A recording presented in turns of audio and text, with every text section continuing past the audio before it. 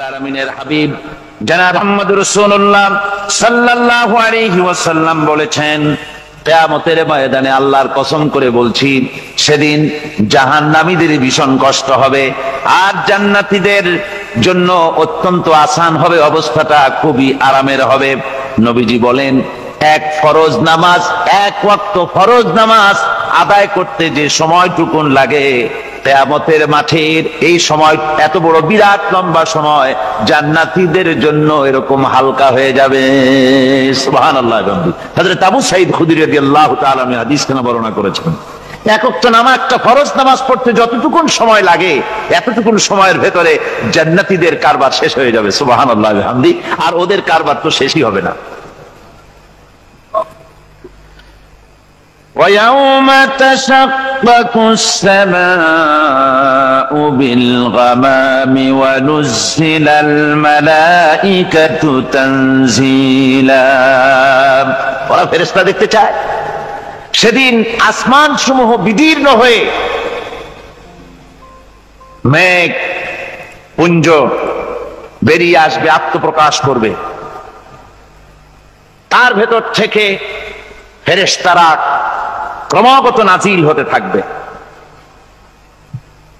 আর অবস্থাটাই হবে, আল মুলকু ইয়াউমাইযিনিল হাক্কু লিররহমান ওয়া কানা ইয়াওমান আলাল কাফিরিনা আসীরা। আর সেদিনে বাদশাহী হবে কেবলমাত্র রহমানের। ওয়া কানা ইয়াওমান আলাল কাফিরিনা আসীরা। আর সেই কিয়ামতের দিন, সেই সময়টা হবে কাফেরদের জন্য বড়ই কঠিন।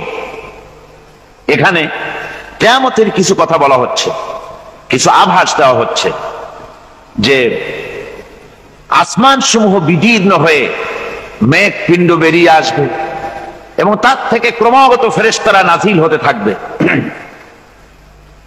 আল্লাহর হাবিব বলেছেন, কেউ যদি কিয়ামতের দৃশ্য দেখতে চায় সেজন্য সূরা ইজা শামসু কুবিরাত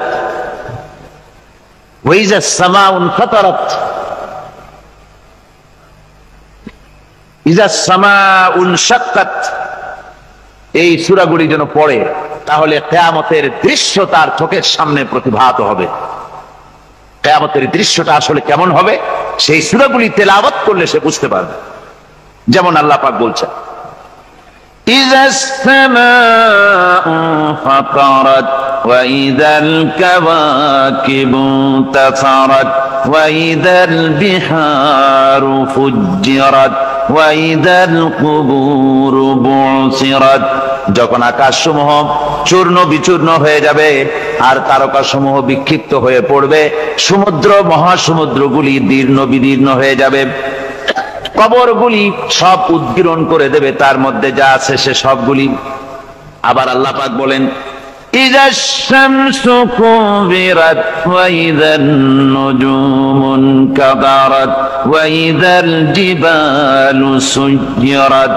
সূর্য যখন ঢেকে যাবে, তারকাগুলি যখন বিপর্যস্ত হয়ে যাবে আর পাহাড়গুলি যখন চালিয়ে দেওয়া হবে, এই দৃশ্য তোমরা দেখতে পাবে।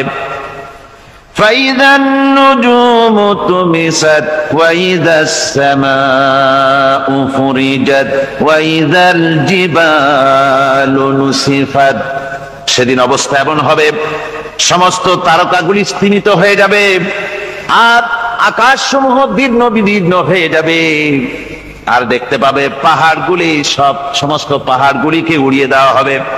আবার অবস্থা আরো কি হবে, فَإِذَا بَرِقَ الْبَصَرُ وَخَسَفَ الْقَمَرُ وَجُمِعَ الشَّمْسُ وَالْقَمَرُ। যখন চক্ষু বিস্ফারিত হয়ে যাবে মানুষের, চাঁদ আর সূর্য নিষ্প্রভ হয়ে যাবে, সব একাকার হয়ে যাবে, চন্দ্র এবং সূর্য তার অস্তিত্বকে হারিয়ে ফেলবে। শুধু তাই নয়, وَحُمِلَتِلْ الْأَرْضُ وَالْجِبَالُ فَدُكَّتَا دَكَّةً وَاحِدَةً। জমিন ও পাহাড়গুলির মধ্যে সংঘর্ষ লাগিয়ে দেওয়া হবে আর তা এক ধাক্কায় জমিন এবং সমস্ত পাহাড়গুলি চূর্ণ বিচূর্ণ হয়ে যাবে। সুবহানাল্লাহি ওয়া বিহামদিহি। আল্লাহ রাব্বুল আলামিন বলছেন, এইভাবে করে কিয়ামতের দৃশ্য, বিভীষিকাময় দৃশ্য তোমরা দেখতে পাবে। আর সেদিনের রাজত্বটা কার হবে? আল মুলকু ইয়াউমাইযিনিল হাক্কু লিররহমান। সেদিনের রাজত্ব হবে কেবলমাত্র রহমানের। অর্থাৎ যেসব কৃত্রিম বাদশাহী দেখে তোমাদের চোখে ধাঁধা লেগে গিয়েছে, তোমাদেরকে দুনিয়ার বাদশাহী দেখে তোমরা ধোঁকায় পড়ে গিয়েছো, এসব বাদশাহী কিছুই টিকবে না সেদিন। সেদিন শুধু বাদশাহী থাকবে একমাত্র আল্লাহ পাকের। কার থাকবে বাদশাহী? জোরে বলেন কার? আল্লাহ রাব্বুল আলামিন যখন কিছুই থাকবে না ঘোষণা করবেন লিমানিল মুলকুল ইয়াউম লিল্লাহিল ওয়াহিদুল কাহ্হার। আজকে কার রাজত্ব? চারিদিক থেকে আওয়াজ আসতে থাকবে পরাক্রমশালী আল্লাহ রাব্বুল আলামিনের রাজত্ব। আর কারণ নয়, হাদিস শরীফে এসেছে, বুখারী মুসলিম শরীফের হাদিসে এসেছে, আল্লাহর নবী বলেন আল্লাহ রাব্বুল আলামিন তখন তার এক হাতে আকাশ মণ্ডলীকে ধারণ করবেন, আর এক হাতে জমিনকে ধারণ করবেন। আকাশ মণ্ডলী এক হাতে, জমিন এক হাতে। এভাবে আল্লাহ রাব্বুল আলামিন বলবেন আইনাল জাব্বারুন আইনাল মুতাকাব্বিরুন। কোথায় সেই স্বৈরাচারীরা? কোথায় সেই দুর্বিনীত অহংকারী স্বৈরাচার যারা আমার জমিনের উপরে, আমার মানুষের উপরে রাজত্ব চালিয়েছে? তারা আজকে কোথায়? কোথায় সেই অহংকারীরা? আল্লাহ পাক সেদিন যে বলবেন, সেদিন তো বলবেন, কিন্তু দুনিয়ার মাঝেও স্বৈরাচার যারা, অহংকারী যারা, তাদের শাস্তি পৃথিবীর বুকেও দেন। আর সেদিন তো দিবেনই। কত স্বৈরাচার আমরা দেখলাম, কত অহংকারী দেখলাম, যাদের তর্জনী হেননে লক্ষ কোটি কোটি মানুষ উঠতো আর বসতো। তাদের জিল্লাতির সঙ্গে আল্লাহ রাব্বুল আলামিন কতজনকে বিদায় করে দিলেন। ফুলের মালা নিয়ে কুলাতে পারে নাই, পা থেকে শুরু করে গলা পর্যন্ত ফুলের মালা দিয়া ডুবাই দিল ভক্তরা। আবার আল্লাহ রাব্বুল আলামিন এমন শাস্তি দিলেন, ফুলের মালার পরিবর্তে জুতার মালা নিয়ে জেলের মধ্যে ঢুকাইয়া দিলেন। ঠিক কিনা গণ? অহংকারী আর স্বৈরাচার যারা হয়, আল্লাহ পাক এভাবে তাদের দৃষ্টান্ত দেখিয়ে দেন। আমরা কত দেখলাম, 9 বছরের রাজা, 10 বছরের সাজা। পৃথিবীর মুখে যারা অহংকার করে, যারা স্বৈরাচার হয়, আল্লাহর আইনকে যারা বৃদ্ধাঙ্গুষ্টি প্রদর্শন করে, আল্লাহ পাক তাদের জমিনেও দেখান। এখানে চূড়ান্ত ফয়সালা আল্লাহ করেন না, আসল ফয়সালার জায়গা তো আছেই, তবে এখানে নমুনা দেখায় দেন। কিন্তু মুশকিল হচ্ছে, ইতিহাসের সবচাইতে বড় শিক্ষা হলো ইতিহাস থেকে মানুষেরা শিক্ষা গ্রহণ করে না। একজনে যে কাম করে বিপদে পড়ে, আর একজন এসে আবার সেই পথেই অগ্রসর হয়, নিশ্চিত মৃত্যুর পথে। আমার বন্ধুগণ, আল্লাহ পাক বলছেন সেই দিন আমার রাজত্ব হবে, আর কারো রাজত্ব হবে না। ওয়াকানা ইয়াওমান আলাল কাফিরিনা আসীরা। আর ওই দিনটা, ওই কিয়ামতের দিন হবে কাফেরদের জন্য সবচাইতে কঠিন। সবচাইতে কঠিন হবে কাদের জন্য? কাফেরদের জন্য। কাফের কারা? কাফের হচ্ছে তারা যারা নাকি আল্লাহর আইনকে অস্বীকার করেছে, আল্লাহকে অস্বীকার করেছে, আল্লাহর আইনকে অস্বীকার করেছে। ওরা কি? কাফের। কুফর শব্দের অর্থ হচ্ছে গোপন করা। এই জন্য অন্ধকার রাতকে আরবিতে কাফের বলা হয়েছে, অর্থাৎ যা সব জিনিসকে অন্ধকার দিয়ে ঢেকে দেয়। তো কুফর হচ্ছে সেই জিনিস যা মহাসত্যকে ঢেকে দেয়, সত্যকে, মহাসত্যকে ঢেকে দেয় যে জিনিস, সেটাকে কুফর বলা হয়। আর এই কাফের অন্ধকারে ঘুরে মরে, সে কোন আলোর খোঁজ পায় না। আল্লাহ রাব্বুল আলামিন বলেন, কাফেরদের কথা এখন শোনাচ্ছেন আল্লাহ পাক, والذين كفروا أولياؤهم الطاغوت يخرجونهم من النور إلى الظلمات। যারা কাফের, যারা কুফরি অবলম্বন করেছে, তাদের সাহায্যকারী আর পৃষ্ঠপোষক হচ্ছে তাগুত। তাগুত বলা হয় সেই শক্তিকে যে শক্তি শুধু নিজেই আল্লাহর আইন অমান্য করে বসে থাকে না, বরং অন্যদেরকেও আল্লাহর আইন অমান্য করতে বাধ্য করে। ওদেরকে আরবিতে কি বলা হয়? তাগুত বলা হয়।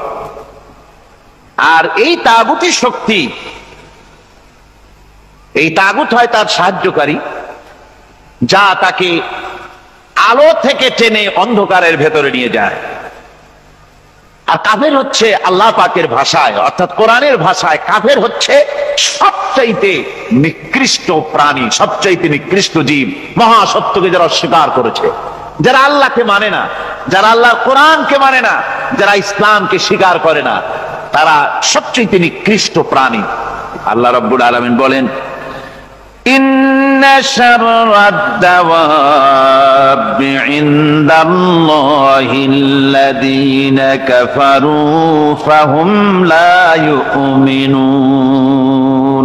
নিশ্চয়ই আল্লাহর জমিনে সব বিচরণশীল জীব যত আছে, আল্লাহ বলছেন আমার জমিনে বিচরণশীল জীব যত আছে তার মধ্যে সবচাইতে নিকৃষ্ট প্রাণী হলো যারা ঈমান আনে নাই, যারা বিশ্বাস করে না আমি আল্লাহকে, যারা পরকালকে বিশ্বাস করে নাই, যারা কোরআনকে বিশ্বাস করে নাই, যারা ইসলামকে বিশ্বাস করে নাই, পৃথিবীর মধ্যে তারা সবচাইতে নিকৃষ্টতম প্রাণী।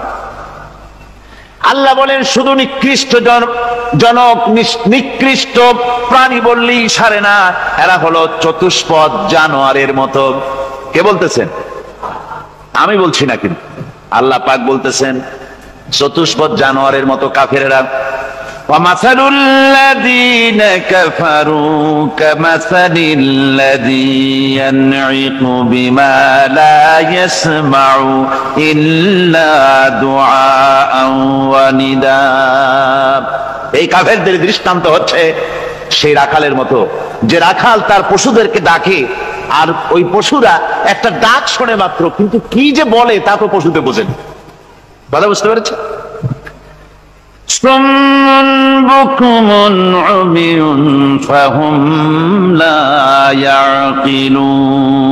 এরা বোবা, এরা বধির, এরা অন্ধ, এ কারণেই কোনো কথা বোঝে না। এরা চতুষ্পদ জানোয়ারের চাইতেও নিকৃষ্ট। যাদেরকে আমি আল্লাহ বলেন, যাদেরকে আমি চোখ দিলাম, চোখ থাকতে হক দেখলো না, সব দেখলো। হক দেখে নাই চোখ দিয়া, এই চোখ দিয়া সব দেখলো। নারীর সৌন্দর্য উপভোগ করলো, আর নারীর অঙ্গ প্রত্যঙ্গ নিয়ে নানা ধরনের গল্প লিখলো, কবিতা লিখলো, কিন্তু এই সৌন্দর্য যিনি দিলেন তারেও চিনল না। আছে না কত কবি আমাদের দেশে? আমার দেশের সেই কবি জাতীয় পুরস্কার পায় যে কবি নারীর বিশেষ বিশেষ অঙ্গ নিয়ে বেশি করে নির্লজ্জ কবিতা লিখতে পারে, ওই হলো সবচেয়ে বড় কবি। আমার বন্ধুগণ, একজন বুজুর্গ ব্যক্তি তিনি পথ দিয়ে যাচ্ছিলেন, তো সে পথে এক সুন্দরী যুবতী মেয়েকে দেখে সেই যুবতী মেয়ের দিকে এই বুজুর্গ ব্যক্তি এক নজরে তাকায় আছে। তখন এই ঘটনাটাকে কবি এভাবে লিখতেছেন সাজায়, একদা সুখদায়ক প্রমোদা বদন দর্শন করিব ঝরিল নয়ন, হেসে কহে সে রূপসী সবিস্ময় মন, কহ দেখি মহাশয় কহ কি কারণ, বিষয় বিরাগী তুমি ভুবনে প্রচার, কি হেতু জন্মিল তব মানস বিকার, সামান্য ললনা রূপ করি দর্শন, উচিত না হয় তব অশ্রু বরিশন। বুজুর্গ ব্যক্তি ওই মহিলার দিকে তাকিয়ে তাকিয়ে কাঁদতেছেন। সুন্দরী মহিলা বলেন, আল্লাহর বুজুর্গ বান্দা, আপনি এলাকার ভিতরে বুজুর্গ এবং পীর হিসাবে, বুজুর্গ ব্যক্তি হিসাবে আপনি বিখ্যাত। আজকে আমাকে এখানে দেখে আপনি আমার দিকে তাকায় আমার রূপ উপভোগ করতেছেন আর কাঁদতেছেন। আপনার মতো সংসার বিরাগী মানুষ আমার মতো একটা সুন্দরী মেয়েকে দেখে ভাবে কাঁদা ঠিক না। বুজুর্গ ব্যক্তি বলছেন, হেসে কহিলাম বালে করহ শ্রবণ, নেত্র ঝরে তবু হেতু ভেব না এমন, যে শিল্পী রচিল ওই সুধাংশু বদন, তাহার তরে ঝরে নেত্র নয়নে জীবন। আল্লাহর বান্দি, আমি তোমাকে দেখি কান্দি না, আমার চোখে পানি বেরিয়ে গেছে। তোমারে দেখে আমি মনে মনে ভাবলাম, এত সুন্দর করে যিনি মানুষ বানিয়েছেন, না জানি ওই আল্লাহ রব্বুল আলামিন কত বড় সুন্দর। আমার ভাইরা, সুতরাং চোখ থাকতে ওরা আল্লাহ রাব্বুল আলামিনের কুদরত ওরা দেখে নাই, কান থাকতে কোরআনের আওয়াজ ওদের কানের মধ্যে ঢোকে নাই, বিবেক থাকতে আল্লাহর দ্বীনকে বুঝতে পারে নাই, চিন্তা করতে পারে নাই। আল্লাহ রাব্বুল আলামিন বলেন, উলাইকা কাল্লানাম, এরা হলো চতুষ্পদ জানোয়ার, বালহুম আদাল, শুধু জানোয়ার না, জানোয়ারের চাইতেও নিকৃষ্ট। এমনই জানোয়ার, আল্লাহ বলেন শুধু জানোয়ার না, জানোয়ারের মতো শুরু খায় জনমের মতো। والذين كفروا يتمتعون ويأكلون كما تأكل الأنعام। এই কাফেরগুলির কাম শুধু ফুর্তি করা, গান বাজনা, নাটক, গল্প, এই সব কাজ তাদের। নামাজ নাই, রোজা নাই, আল্লাহর চিন্তা নাই, তাহাজ্জুদ নাই, পরহেজগারি নাই, শুধু গান আর নাচ। দেখেন না ফুর্তি। এই যে 1 জানুয়ারি রাত 12টার সময় আমার ঘুম ভেঙে গেল, এই যেখানে আমি ছিলাম, বিকট আওয়াজ। আমি মনে করলাম পাশের বাড়ি বুঝি ডাকাত পড়ছে। পরে বাড়িওয়ালা আমাকে বললেন যে ডাকাত না, বোধহয় এই নিউ ইয়ার সেলিব্রেট হচ্ছে, নতুন বৎসর উদযাপন হচ্ছে, বোমা দিয়ে শহরবাসীর আরামের ঘুম হারাম করে এগুলি করা হচ্ছে। এ তো গেল 1 জানুয়ারি। আর যখন আমাদের নিজেরটা যখন আসে, অর্থাৎ 1 বৈশাখ, তখন দেখছেন অবস্থা 1 বৈশাখে। এবছর আমাদের দেশে 1 বৈশাখে ঢাকায় যে দৃশ্য আমি টিভির মধ্যে দেখলাম, তাতে আমার মনে হয়নি যে 12 কোটি মুসলমানের দেশে রাজধানীতে এই দৃশ্য হচ্ছে। আমার মনে হচ্ছিল এটা বুঝি কলকাতা অথবা অন্য কোনো শহর হবে। আমি দেখলাম সমস্ত যুবক যুবতী, নারী পুরুষ, বিভিন্ন বয়সের লোক সব একসঙ্গে রাস্তায় নেমেছে, নাচতেছে। তার মধ্যে বুদ্ধিজীবী আছে, শিক্ষিত লোক আছে, সমানে নাচতেছে। আর তাদের মুখোশ পরা, বানরের মুখোশ, কুকুরের মুখোশ, শূকরের মুখোশ, ঘোড়ার মুখোশ, পাপী শিয়ালের মুখোশ, এই মুখোশ পরে এভাবে নাচতেছে। আমি চিন্তা করলাম, নববর্ষের সাথে কুত্তার মুখোশের সম্পর্ক কি? নববর্ষের সাথে পাপী শ্রীগালের মুখোশের সম্পর্ক কি?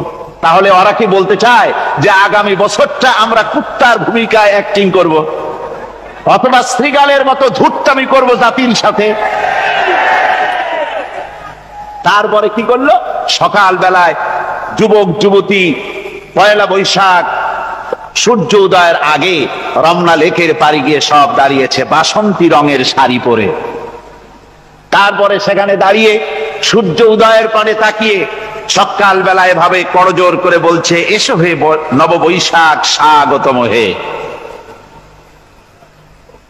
নববৈশাখ অলক্ষে বোধহয় এটা শুনে বলতেছে, বাবাজিরা আমারে ডাকতেছো, অপেক্ষা করো আমি আসতেছি। আমারে ডাকতেছো, আমি আসতেছি, কোমরে গামছা বেঁধে আসতেছি, 225 মাইল স্পিডে আসতেছি, 30 ফুট উঁচু জলোচ্ছ্বাস নিয়ে আসতেছি, নববৈশাখের মজা সাত চাকায়। আমার ভাইরা, মুসলমান নববর্ষ উদযাপনের সাথে মুসলমানের কিসের সম্পর্ক? মুসলমান যদি এই দিন উদযাপনই করে, তাহলে তাকে করতে হবে ফজরের নামাজ পড়বে। মুসলমান নববর্ষ উদযাপন করবে, ফজরের নামাজ পড়বে, তারপরে কোরআন শরীফ তেলাওয়াত করবে, দরুদ শরীফ পড়বে, আল্লাহর দরবারে হাত তুলে বলবে, রব্বুনা রাব্বিন, 31 বছর পার করে দিলাম, নাফরমানি ছাড়া কিছুই তো করি নাই, বিগত বছরে যা করেছি মাফ করে দাও, আগামী বছরটা গোটা জাতি আর দেশের জন্য কল্যাণকর মঙ্গলময় করে দাও। এটাই তো বলা উচিত ছিল নাকি বলে? তা না করে, তা না বলে, বৈশাখের পরিচালককে না দেখে সরাসরি বৈশাখকে আহ্বান করা হয়েছে, আর বৈশাখ আহ্বান করার মজা জনমের মতো দেখাই দিয়েছে। আল্লাহ রাব্বুল আলামিন তাই বলেন, কাফেররা তাদের কাজ হলো শুধু খাওয়া, তারা এমন খাওয়া খায় জনমের মতো খায়। ইয়াকুলুনা কামা তাকুলুল আনাম, জানোয়ারে যেমন খায় ওই রকম খায়। তার মানে খায়, একটু বিসমিল্লাহ কয় না, খায়া যখন ছেড়ে দেয় তখন আলহামদুলিল্লাহ বলে না, বাহাদ্দে খায়, আবার বাহাদ্দে খায়। ডাব একটা কাটলো, বিসমিল্লাহ নাই, খাইলো, 2-4 ঢোক খাইয়া পুরা ডাবটারে ফেলাই দিল। ডাবটা কি তোমার বাজান তৈরি করছিল নাকি? একটু বিসমিল্লাহ বললা না, একটু শুকরিয়া আদায় করলাম। আমি গত এই ডিসেম্বর গেল, ডিসেম্বরের 16 তারিখ আমেরিকা থেকে এসেছি। ওখানে দেখলাম তারা প্রতি নভেম্বর মাসের শেষ বৃহস্পতিবার থ্যাঙ্কস গিভিং ডে অবজার্ভ করে। তা আমি জিজ্ঞেস করলাম, থ্যাঙ্কস গিভিং ডে জিনিসটা কি? ওরা বলল, এটা হচ্ছে এই যে গড আমাদেরকে সারা বছর ভালো খাওয়াইছে, আমাদেরকে ভালোভাবে পড়াইছেন, সুন্দর রেখেছেন, এই জন্য আমরা গডকে থ্যাঙ্কস দেই নভেম্বরের এই শেষ দিনটিতে। সারা বছরের ভালো খাইছি, ভালো থাকছি, এই জন্য গভর্নমেন্টকে মানে গডকে থ্যাঙ্কস দিলাম। আমি আমার আলোচনায় সেখানে বললাম যে দেখেন, রাশিয়ার সাথে আমেরিকার পার্থক্য তো এখানে, ওরা গডকে অস্বীকারই করেছে, গডই মানে না। আর এরা গডের নামাজ রোজা বা ইবাদত কিছু করুক আর না করুক, গডের অন্তত একটা ধন্যবাদ দেয়। ওরা ওদের ডলারে লিখেছে, ইন গড উই ট্রাস্ট, প্রত্যেকটা ডলারে লেখা আমরা গডে বিশ্বাস করি। তো শুকর আদায় করলে তো আল্লাহ বাড়িয়ে দিবেন। আল্লাহ রাব্বুল আলামিনের সুন্নাত হলো, শুকর যদি কেউ আদায় করে আল্লাহ বাড়িয়ে দেন।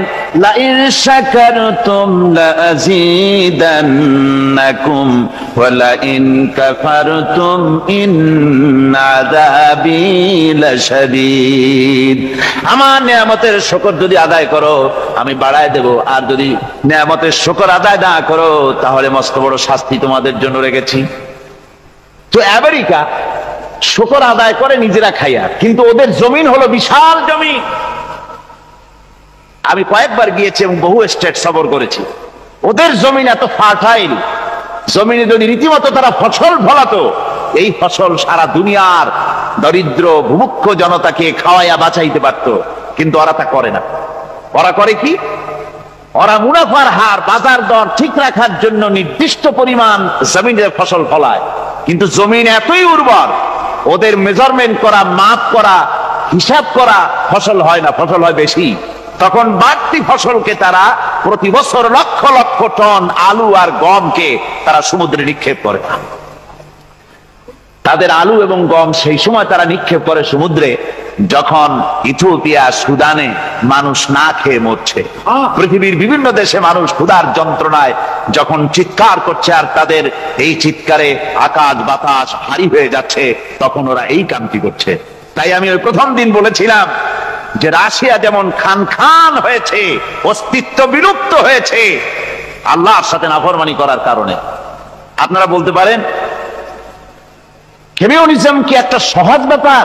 একটা বিরাট শক্তি পৃথিবীর বুকে, কত দেশ তারা ডমিনেট করতেছিল, কোন যুদ্ধ নাই, কোন রক্তপাত নাই, বিনা ধাক্কায়, বিনা বাতাসে, বিনা ঝড়ে বিশাল মহিরুহু চিৎপটাং। এটা হলো কেন? কেন হলো রাশিয়ার এই দশা? আমি লালদিঘির ময়দানে বলে গেছিলাম, আমি চিন্তা করে যেটা পাইছি সেটা হচ্ছে এই, দুনিয়ার সমস্ত মতবাদ আল্লাহকে কোনো না কোনো প্রকারে স্বীকার করে। তার কথা মানুক আর না মানুক, আছে একটা কিছু, এতটুকুন বলে যে আল্লাহ আছেন বা গড আছে বা একটা কিছু আছে। কমিউনিজম, সমাজতন্ত্র হলো পৃথিবীর একমাত্র নিকৃষ্ট মতবাদ, যে মতবাদ সরাসরি আল্লাহকে অস্বীকার করেছে, বলেছে আল্লাহ নাই, দেয়ার ইজ নো গড। তারা ধর্মকে আফিম বলেছে, আল্লাহ পাক তাই কোন যুদ্ধ ছাড়া, কোন মারামারি ছাড়া, কোন রক্তপাত ছাড়া এই বিশাল শক্তিকে উৎকারে উড়িয়ে দিলেন, তুলার মতো হয়ে, গোটা রাশিয়া তুলার মতো হয়ে, পেঁজা তুলা, ধোনা তুলার মতো হয়ে সব উড়ে চলে গিয়েছে। অস্তিত্ব বিলুপ্ত হয়ে গিয়েছে। কিন্তু আমাদের দেশের খুচরা কমিউনিস্টরা এখনো স্বপ্ন দেখে। ওই যে কালকে বলেছি, তারা বলে কলমের খোসা এটা এখনো নষ্ট করা যাবে না, এটা এখনো চালু করা হবে। এখনো চীনে আছে, এখনো কিউবায় আছে। ওই কিউবা থেকে, চীন থেকে ফিদেল কাস্ট্রোর একটু আওয়াজ শোনে, চীন থেকে মিস্টার ব্যাং না কি জানি না, ব্যাং এর আওয়াজ শোনে, আর তাই মনে করে এ বুঝি সমাজতন্ত্রের বিজয়ের গান। না, চীন থেকে আর কিউবা থেকে যে আওয়াজ আজকে উঠতেছে, এই আওয়াজ সমাজতন্ত্রের বিজয়ের আওয়াজ নয়, এটা হলো সমাজতন্ত্রের মরণ যন্ত্রণার গোঙানির আওয়াজ। কাজী এরা দুনিয়ার বুকে শুধু আনন্দ এবং ফুর্তি করে, আল্লাহর হককে, আল্লাহকে চিনতে তারা ব্যর্থ হয়েছে। আল্লাহ রাব্বুল আলামিন বলেন, অবিশ্বাসীদের কৃতকর্ম, তাদের কাজগুলি, তাদের কর্মফল সব নিষ্ফল হয়ে যাবে। ওয়াল্লাযীনা কাফারু আ'মালুহুম কাসারাবিন বিকিআতিন ইয়াহসাবুহুল যামআনু মা। আল্লাহ পাক বলেন, কাফের যারা, অবিশ্বাসী যারা, যারা আমাকে অস্বীকার করেছে, অবিশ্বাস করেছে, তাদের আমলগুলি হলো মরুভূমির মধ্যে মরীচিকার মতো। মরুভূমির মরীচিকা, মানুষ যখন মরুভূমির ভিতর দিয়ে যায়, পানির পিপাসা লাগে, দূরে দেখে পানি চিকচিক করতেছে, আর ওই মরীচিকা যেটাকে সে পানি মনে করেছিল, হাত্তা ইযা জাআহু লাম ইয়াজিদহু শাইআ, যেটাকে সে পানি মনে করে ছুটতেছিল, যখন কাছে গেল, আল্লাহ পাক বলেন কিছুই সেখানে পায় না, শুধু মরীচিকা, বালু আর বালু। এরকম করে যারা আমার দিনকে অস্বীকার করেছে, আমাকে অস্বীকার করেছে, তারা যত ভালো কাজ করুক আর যাই করুক না কেন, তাদের কৃত কর্মগুলি এভাবে সব নিষ্ফল। এ হলো এক কথা।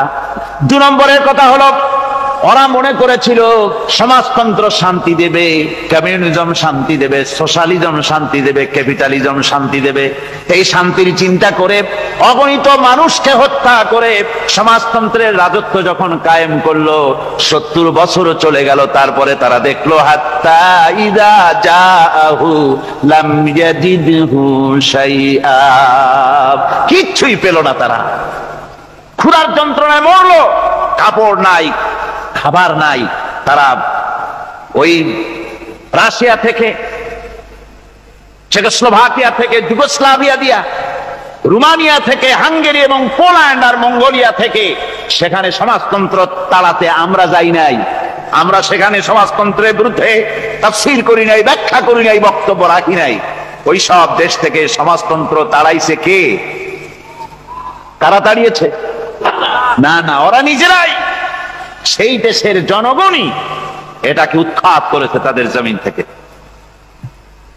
আল্লাহ পাক বলছেন, যারা আমার দিনকে, আমার বিধানকে যারা অস্বীকার করবে, তারা এই অস্বীকারী অবস্থায় যদি মৌত হয়, আমার সমাজতন্ত্রী কোনো ভাই যদি এ মাহফিলে থাকেন, কমিউনিস্ট কোনো ভাই যদি এ মাহফিলে থাকেন, তাহলে শুনুন আল্লাহ কি বলতেছেন।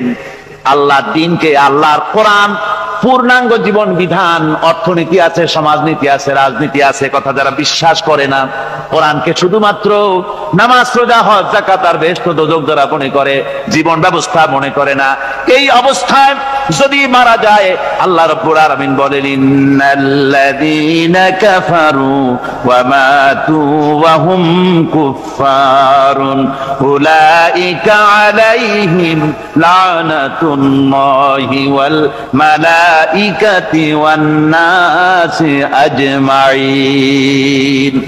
আল্লাহ রাব্বুল আলামিন বলেন, আমাকে অস্বীকার করার অবস্থায়, আমার দ্বীনকে, বিধানকে অস্বীকার করার অবস্থায় যদি মউত হয়ে যায়, তাহলে আল্লাহ, ফেরেশতা এবং तमाम পৃথিবীবাসীর অভিসম্পদ তার উপরে হতে থাকে, লানত হতে থাকে।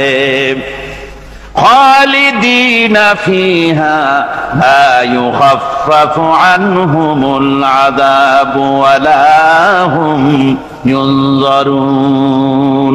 এই অভিসম্পদ অবস্থায় তারা সব সময় লিপ্ত থাকবে, না তাদের আযাবকে কমায় দেওয়া হবে, আর না তাদের কোন রকম অবকাশ দেওয়া হবে। এখন আরো মজবুত কথা